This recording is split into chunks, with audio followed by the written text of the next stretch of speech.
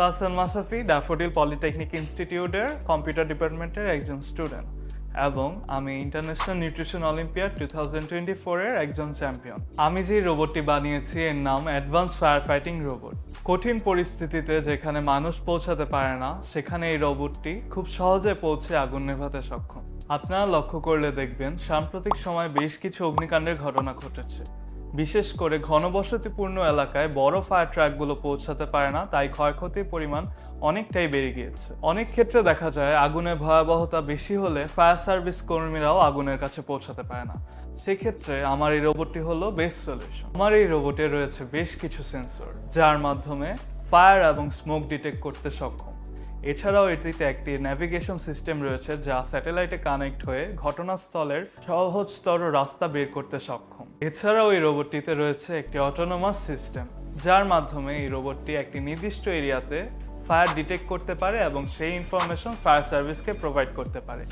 পাশাপাশি এই রোবটটি নিজে গিয়েও সেই আগুনটি নিভাতে পারে। এই রোবটটিতে রয়েছে একটি ওয়াটার জেট যার মাধ্যমে খুব দ্রুত আগুন নেভানো যায়। এছাড়াও রয়েছে একটি ইনফ্রারেড ক্যামেরা যার মাধ্যমে এই রোবটটি স্মোকি এরিয়াতেও চলাচল করতে পারে। এছাড়াও বিশেষ প্রয়োজনে এই রোবটটি ভারী বস্তু বহন করতে পারে। এগ্রিকালচারাল সেক্টরেও ব্যবহার করা যায়।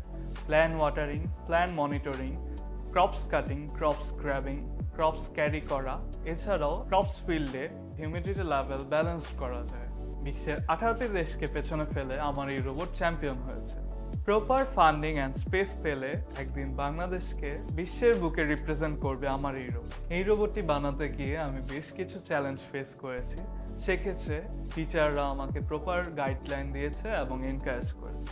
পাশাপাশি ড্যাফোডিল পলিটেকনিক ইনস্টিটিউটে modern machineries and high facilities lab থাকার কারণে আমি আমার রোবটটি খুব সহজেই ডেভেলপ করতে পেরেছি।